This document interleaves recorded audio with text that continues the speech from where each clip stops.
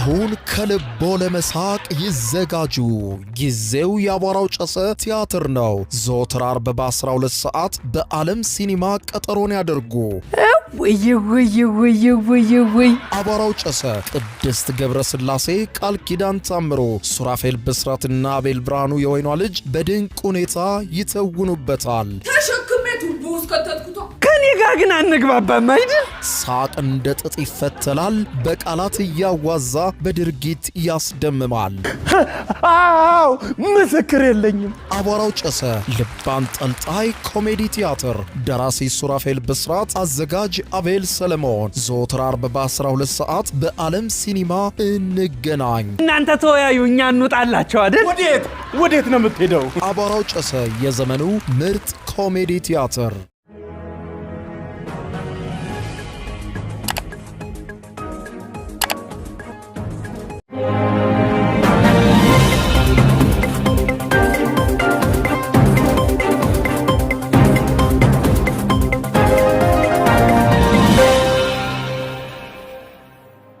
ጤና ይስጥልኝ ክቡራትና ክቡራን የዩቲዩብ ቻናል ቤተሰቦች፣ የሰዓቱን አጫጭር ሰበር መረጃዎች ይዤ ቀርብ ያለው በርከት ያሉ መካከለኛው ምስራቅን የተመለከቱ ሰበር መረጃዎች በየሰዓታቱ ልዩነት ዩቲዩብ ላይ ሲጫኑ ቀድሞ ለእናንተ የማስታወቂያ መልእክት ወይም ኖቲፊኬሽን እንዲደርሷችሁ የዩቲዩብ ቻናሌን ሰብስክራይብ በማድረግ የደወል ምልክቷን መጫን አትዘንጉም። ወደ ሰበር መረጃው ስናቀና በቀዳሚነት ወደ እናንተ ጆሮ የሚደርሰው የአሜሪካው መከላከያ ሚኒስትር የሐዘን መግለጫ አውጥቷል። የተገደሉ ወታደሮቹንም ማንነት ስማቸውንና እድሜያቸውን ጠቅሷል። የ19 ዓመትና የ25 ዓመት ወጣት እንደሆኑም ተዘግቧል። ሁኔታውን አስመልክቶ የአሜሪካ መንግስት ያወጣውን መግለጫ የምታደምጡት ሲሆን በሌላ በኩል አሜሪካ በእግረኛ ሰራዊት የኢራንን ሀርግ ደሴት ለመውረር ውሳኔ ላይ እንደደረሰችና በርካታ መሳሪያዎችን ወደ መካከለኛው ምስራቅ እያጓጓዘች የምትገኘውም ለዚሁ ዓላማ እንደሆነ ተዘግቧል። ይህንን ተከትሎ ኢራን አስቸኳይ መግለጫ አውጥታለች። መሬቴን ለመውረር በፍጹም አሜሪካ ማድረግ ቀርቶ እንዳታስበው ስትል ገልጻለች። ሁኔታውን አስመልክቶ እየወጡ ያሉ የመገናኛ ብዙሃን ሪፖርቶችን በስፋት የማስደምጣችሁ ነው የሚሆነው።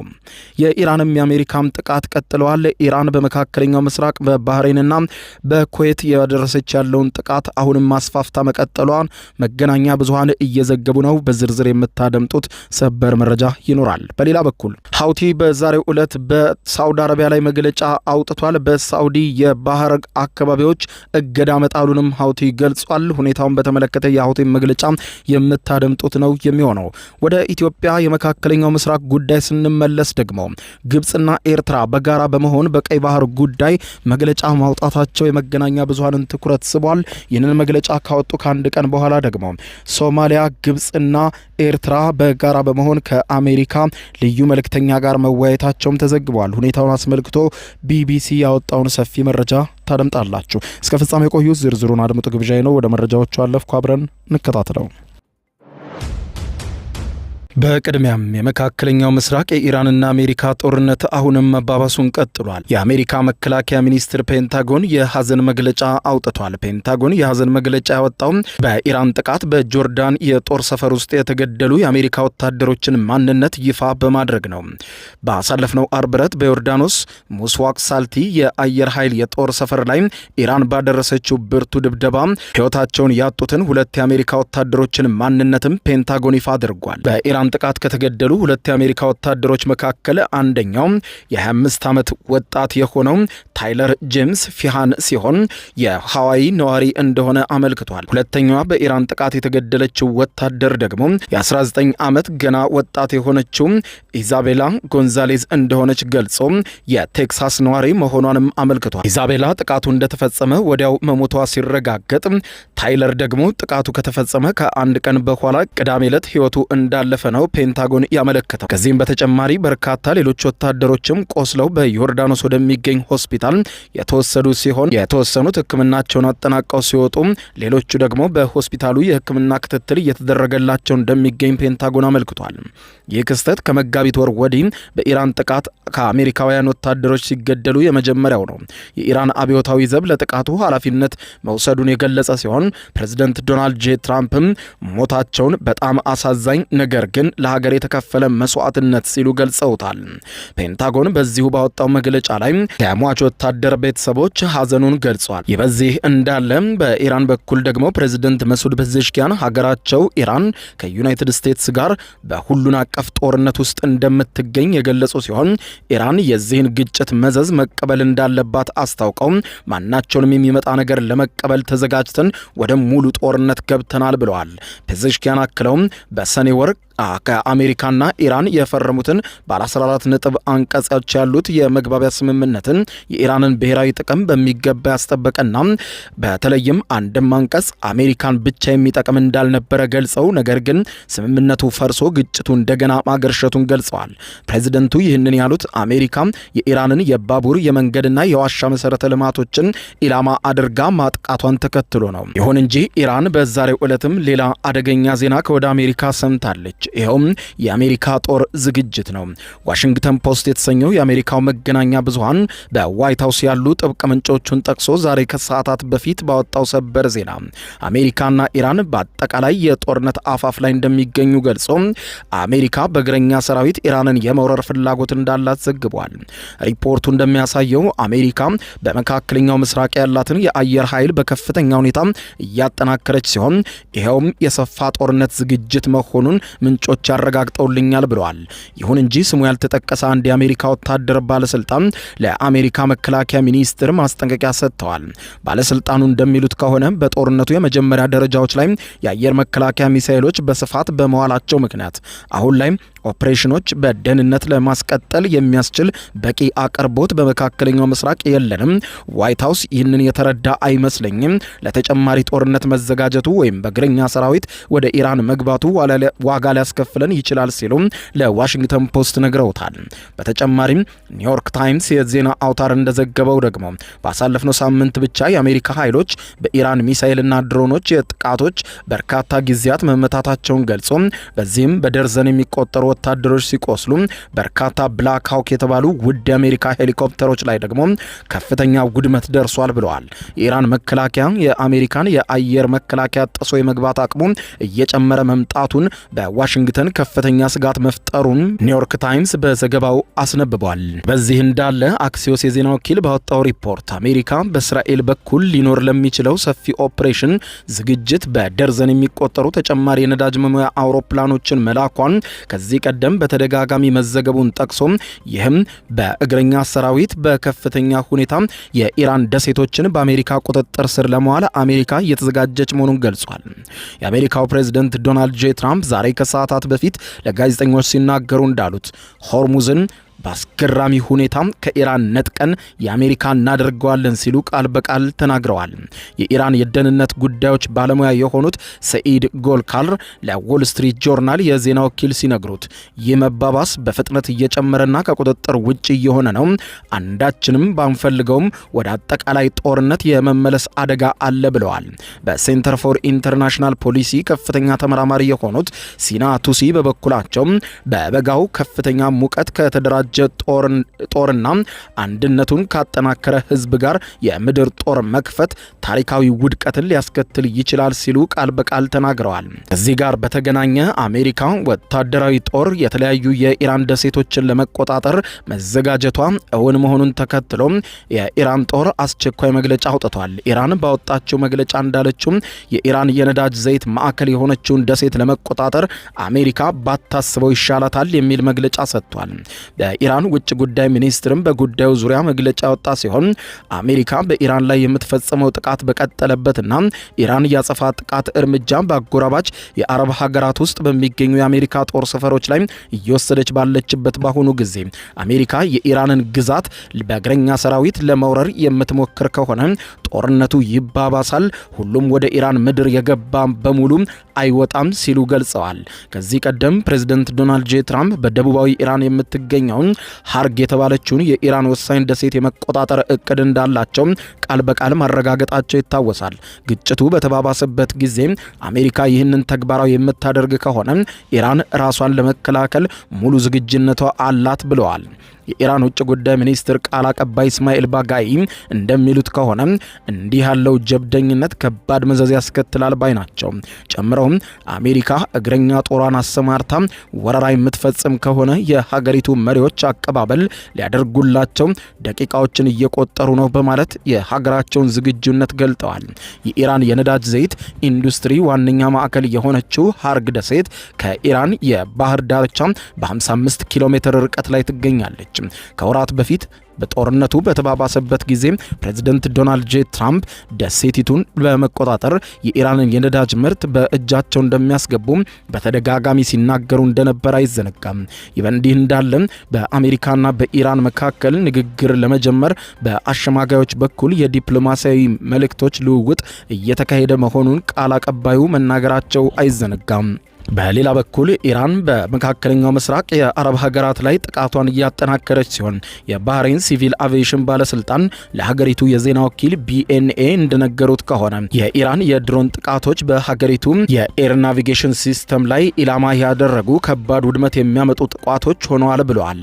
ባለስልጣናቱ አደጋውን በፍጥነት በመቆጣጠር የአየር ትራፊክ ፍሰቱን በተለመደው መንገድ እንዲቀጥል ለማድረግ እየሞከርን ነው ብለዋል። ኢራን ጥቃቷን አሁንም በመካከለኛው ምስራቅ ሀገራት ላይ በከፍተኛ ሁኔታ ያባባሰችው ሲሆን ጆርዳንና ኩዌት የጥቃቱ ሰለባ መሆናቸውን ቀጥለዋል። ይህ በዚህ እንዳለ መካከለኛው ምስራቅ አስፈሪ ወደሆነ ሁሉን አቀፍ ጦርነት እየገባ በመሆኑ የተለያዩ ሀገራት ዜጎቻቸው ከመካከለኛው ምስራቅ እንዲወጡ አስቸኳይ ማሳሰቢያ በመስጠት ላይ ናቸው። የመጀመሪያዋ ሀገር ደቡብ ኮሪያ ሆናለች።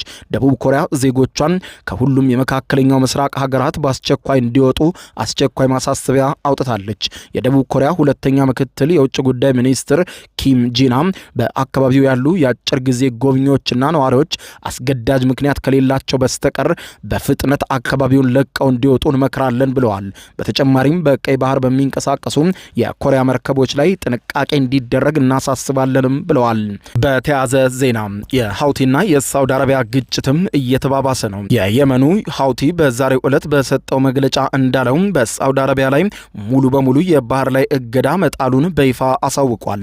የሁቲ ወታደራዊ ቃል አቀባይ ያህያ ሳሬ በዛሬው ዕለት በቴሌቪዥን በቀጥታ በተላለፈ መግለጫቸው ላይ እንዳሉት እገዳው ዓይንን በዓይን በሚል መርህ የተወሰደና ሳዑዲ አረቢያም በቁጥጥራቸው ስር ባሉ የየመን አካባቢዎች ላይ እያደረሰች ላለው የአየር ጥቃትና እገዳ ቀጥተኛ ምላሽን የሰጠ ነው ብለዋል። የቡድኑ ቃል አቀባይ አክለው ይህ ውሳኔ መግለጫው ከወጣበት ጊዜ ጀምሮ አሁኑኑ ተግባራዊ መሆን ጀምሯል በማለት ገልጸዋል። በተጨማሪም ሁቲዎች አጠቃላይ የክተት ጥሪ በማስተላለፍ ህዝባቸውንና ወታደሮቻቸውን ጦርነቱን እንዲደግፉ አሳስበዋል። ማንኛውም የሳውዲ አረቢያ የምትፈጽመው የጭካኔ እርምጃ ሁሉንም አቀፍ ጠንካራ ምላሽ ይሰጠዋል በማለት ገልጸው በሳውዲ አረቢያ ላይ አዋጅ አውጥተዋል። እየተባባሰ የመጣው የመካከለኛው ምስራቅ ጦርነትና ቀውስ በከፍተኛ ሁኔታ አሳሳቢ ወደሆነ ደረጃ እያደገ ይገኛል። በሌላ ዜና ግብጽና ኤርትራ በኢትዮጵያ ላይ ሁልጊዜም እንቅልፋቸውን ተኝተው የማያድሩት ግብጽና ኤርትራ አሁን ደግሞ ቀይ ባህርን በሚመለከት ምክክር ማድረጋቸውን አስታወቁ። ግብጽና ኤርትራ የቀይ ባህር ደህንነትና አስተዳደር የሚመለከተው የጠረፉን ሀገራት ብቻ ነው የሚል የተለመደ ይዘት ያለው መግለጫ ሰጥተዋል። የጠረፉ አካል ያልሆኑ ሀገራት ቀይ ባህርን በህገወጥ መንገድ ለመቆጣጠር የሚያደርጉት ሙከራ ዓለም አቀፍ ሕግን እየጣሰ ነው ሲሉ አቋማቸውን ለማንጸባረቅ ሞክረዋል። የግብፁ ጋዜጣ አህራም ኦንላይን በድረገጹ ባወጣው ዘገባ ከሆነ የሁለቱ ሀገራት ውጭ ጉዳይ ሚኒስትሮች ያደረጉትን ውይይት ተከትሎ የጋራ አቋማቸውን ይፋ አድርጎ አስነብቧል። የቀይ ባህር ጠረፍ አካል ያልሆኑ ሀገራት የደህንነት ጥበቃ ሚናን ለመጫን የሚያደርጉትን ሙከራ የሚወገዝ ነው በማለት ገልጸዋል። የኤርትራ ውጭ ጉዳይ ሚኒስትር ኦስማን ሳሌህና የግብጽ የውጭ ጉዳይ ሚኒስትር ባድር አብድላቲም በአጋሮቻቸው መካከል ያለውን ስትራቴጂካዊ አጋርነት ስለማጠናከር እንዲሁም በጋራ ጉዳዮች ላይ ያለውን አቋም እንዴት ማስተባበር እንዳለባቸው መክረዋል ብሏል ጋዜጣው። የግብጽ ውጭ ጉዳይ ሚኒስትር ሀገራቸው ኤርትራ ሉዓላዊነቷን፣ ብሔራዊ ትስስሯንና የግዛት አንድነቷን ለመጠበቅ ለምታደርገው እንቅስቃሴ ሙሉ ድጋፍ እንደምትሰጥ ገልጠዋል። ፕሬዝዳንት ኢሳያስ አፈወርቂም በቅርቡ በግብጽ ያደረጉት ጉብኝት ፍሬያማ ነበረ በማለት አወድሰው ለወደፊትም የሁለትዮሽ ግንኙነታቸውን ማሳደግ ላይ ማተኮር እንደሚያስፈልግ መግለጻቸውን ጠቅሰዋል። ያለፈው ግንቦት ወር ላይ በቀይ ባህር ላይ የሚደረግ የትራንስ የትራንስፖርት እንቅስቃሴንና የወደብ ትስስርን የተመለከተ ስምምነት የተፈራረሙት ግብጽና ኤርትራ የቀይ ባህር ጉዳይን የሚመለከተው የቀይ ባህር ጠረፍ ሀገራትን ብቻ ነው ሲሉ ገልጠዋል። ሁለቱ ሀገራት በስብሰባቸው ቀይ ባህር ከዳርቻው ሀገራት ብሔራዊ ደህንነት ጋር ቀጥተኛ ትስስር አለው በማለት በመጥቀስ የቀይ ባህር አጎራባች ያልሆነ አካል ቀይ ባህርን በሚመለከቱ ጉዳዮች መግባት የለበትም ማለታቸውም ተነግሯል። የኤርትራው ፕሬዝዳንት ኢሳያስ አፈወርቂ በያዝነው ዓመት ለሁለተኛ ጊዜ ግንቦት 30 2018 ዓ.ም ወደ ግብጽ ተጉዘው እንደነበር ይታወሳል። የግብጽ ውጭ ጉዳይ ሚኒስትርና የግብጽ የትራንስፖርት ሚኒስትር ሌተናንት ጀነራል ከማል አልዋዚር ግንቦት 8 ቀን 2018 ከኤርትራው ፕሬዝዳንት ጋር በአስመራ መወያየታቸው አይዘነጋም። የግብጽ ውጭ ጉዳይ ሚኒስትር በዚህ ጉብኝት ወቅትም የተፈረመውን የባህር ትራንስፖርት ትብብር ስምምነት እንዲተገበር ጥሪ ማቅረባቸውን የዛሬው የአህራም ዘገባም አመልክቷል።